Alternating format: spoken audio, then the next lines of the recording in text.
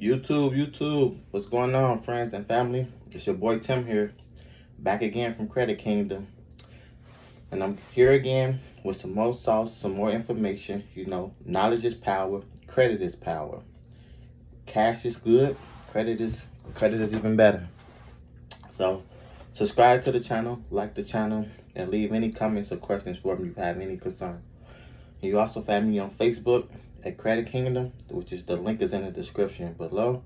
So hit that link. There's also more information on there about credit, business, and things of that nature.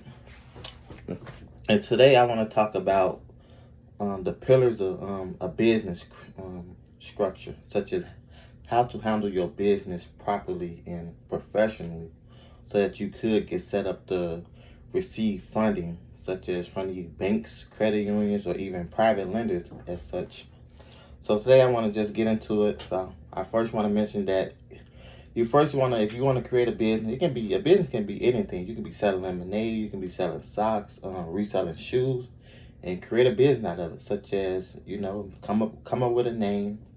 You either go to LegalZoom.com, which they would charge you, depending on what type of area or business that you want to start. They would charge you around like $150 or maybe $200 at the most. So I know, which I did mine. If you want to go to Google, type in Secretary of State, whatever state you're in, just type in Secretary or whatever state, put that in Google. And you go on there, you say you want to set up an entity such as start a new businesses on the Secretary of State website. Once you do that, you fill in a name. It usually will tell you if the name is taken or if the name isn't taken. So once you create a name, you have to put LLC behind it, so they can pretty much identify your business. So LLC is pretty much is something that it doesn't affect you as a person. So it's separate from your real identity. Your SSN, it separates you. So if everything were to happen to that business or someone were to sue you, they can't personally sue you as an individual. They have to go out to your business, sue your business. So whatever your business has, that's pretty much what they can go out there and take. So if you run the equipment business, they can pretty much someone get hurt or something happen with that equipment, they can personally sue the business and pretty much take the equipment and sell it or whatnot. I'm not really sure. Ask your attorney or lawyer for any legal advice. I'm not a lawyer or attorney, so I'm just saying pretty much something that I know.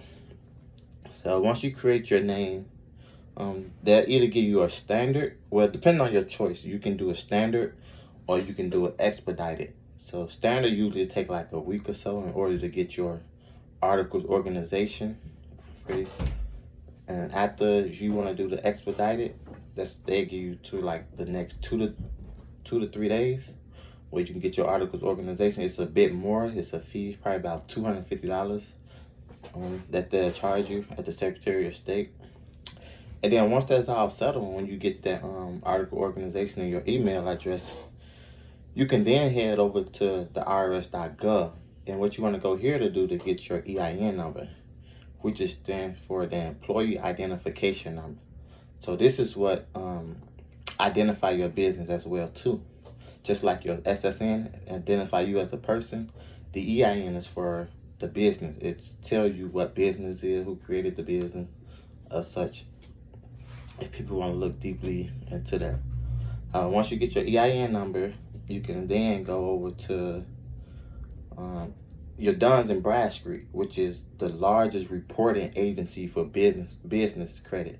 So once you get your EIN, go head over and get your Duns and Bradstreet. It's a free. They will try to upsell you on their products and other things that you really don't need, because they will say it will hurry up and get you business credit, but it really doesn't. It's just for them to make more money. So once you get your EIN and your Duns and Bradstreet, you then want to start first getting, like, even if you got good personal credit, you still want to build your business credit profile. So the business credit profile is something that goes it's called a paydex score.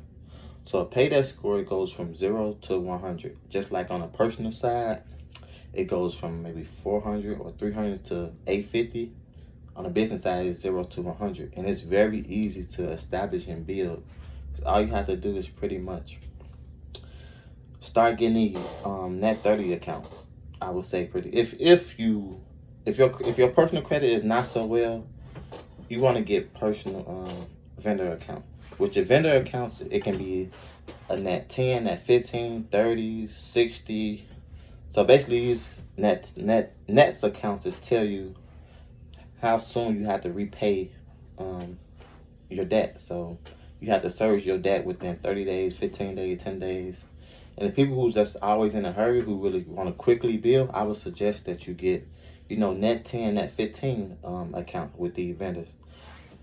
And so once you get these accounts, you want to, pay it back. And I don't say pay it back on a due date, because on the business side, you get credited and gauged on how soon you pay for your services that you receive. So if you were to buy something from the vendor sites such as Uline, Quill, Granger, such as these, like basically stores, online stores, or just stores in general that you can go to and sign up with, get a credit card or an in-store credit card with these stores, and they would give you a certain day you can pay it back.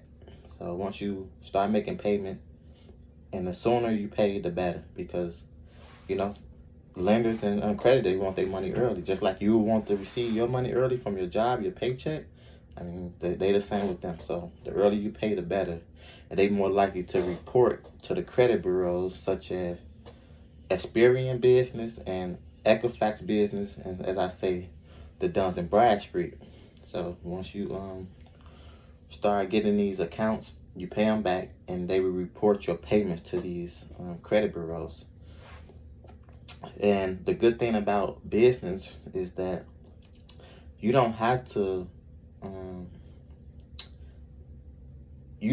receive inquiries on your credit report. So unless they were to do a personal guarantor, which they want to check your personal credit first to see if how well you manage your personal credit to extend your business credit, then most likely they would do that. And then since if they were to do a hard inquiry on your credit report, you can get that removed, because the business is separate from your personal. They were just only doing it to see if you take good care of your personal credit. So once they pull the inquiry, you can do the inquiry process removal. Hey, I don't have this reporting on my personal. Can you remove it?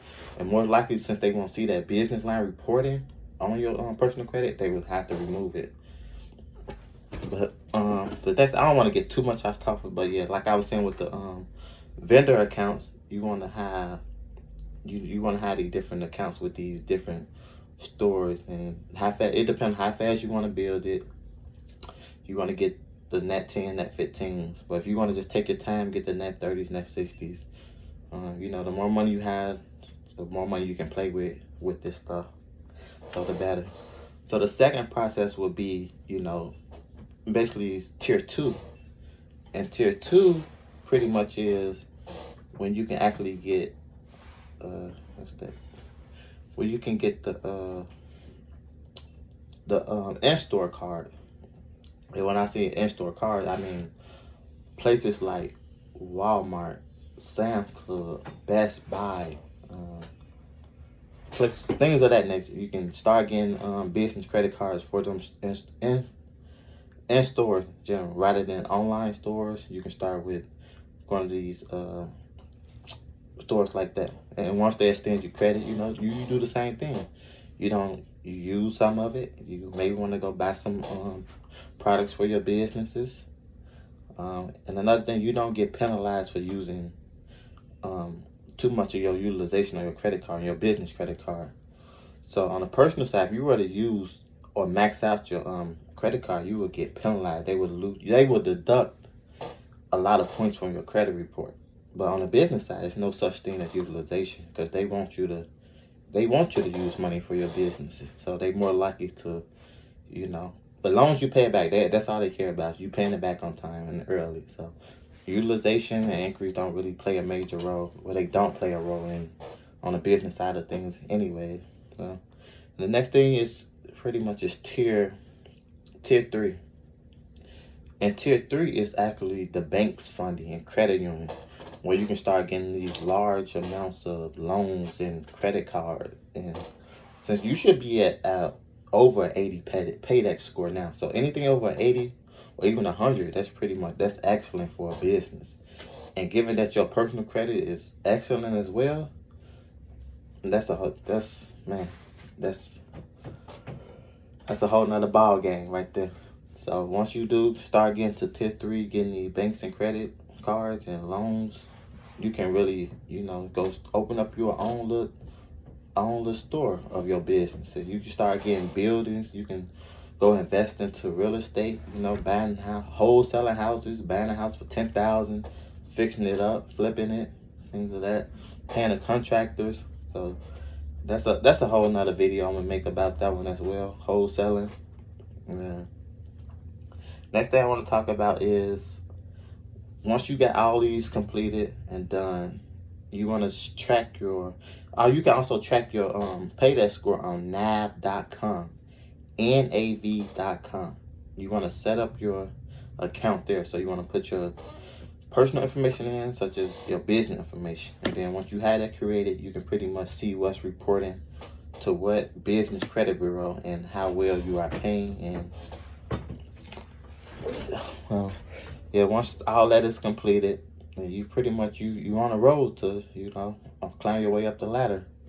So just want to give y'all some quick little tips on how to properly structure your business. And something I left out is what I didn't mention, that you want to look legit too as a business. So you want to have a business phone number. You want to have a business email address. You want to have a website. You want to be people to be able to find you on Google. You want to be in the yellow pages. You want to be able to list yourself on a 401 listing. And that's pretty much, you want to establish basically a presence for your business, either online or offline. Preferably 2021, everything is moving where it's been moving online. So you can reach way more people by having an online presence. So rather than just going out, passing out business cards, I preferably do you structure something that's online. So everything is moving into the digital world. So I prefer you to do that. So, and it's best to use OPM as well, other people's money, to leverage. So you don't want to be out here using your own money. That's why they extend you loans and credit, to make more money off it. And that's the goal. It's like chess. The only way you will succeed in this game, if you were to really, strategize and make the right move. Don't get in here and just think it's something that can be rushed and quick, because slow and steady wins the race. So don't make no mistakes. Don't try to overdo things unless you could pretty much mess up. And because a lot of people mess up because they go and get these accounts, the vendor accounts, because they really don't know if they gonna report to the business credit bureau. So they getting these accounts and paying them when they don't even report at all. So it's like they wasting money and they wasting time. So the most valuable thing is your time. So you like I always say, before you get into something, do your research and find out about it. Start doing it, and then you take it from there. And something else I want to mention is that what else I wanted to talk about. What else? Yeah, that was pretty much it. It'll come to me, and I'll just add it to another video. And like they always say, if you want to hide something, put it in a book. It's a lot of information that are hidden in books, and it can really, change your whole mindset on how you see things and view things. And that's another thing I want to tell you. So start, doing your own research. Start reading books. You can pretty much research and do anything online these days. Go to YouTube, Google, and things of that. Even though that's why people charge other people what they charge them, because it's a shortcut for you. So you wasn't the one reading and researching. When you go to someone else and you pay them, and they can pretty much, guide you through the right process. So rather than you taking all, like I said, time is valuable. Rather than you wasting your time, you doing all this research, you pay somebody else for what they know. Then you pretty much you skip ahead of the game, and so that's one of the good things too. So, like I said, subscribe to the channel, like the channel, and also find me on Facebook. There's a lot of great information on my business Facebook page, Credit Kingdom. I'll drop the link in the description below. I don't want to make this video too long. I mean, pretty much it is. But, you know, if you have any questions, I'm always available. Contact me. So, I'll see y'all another time, YouTube.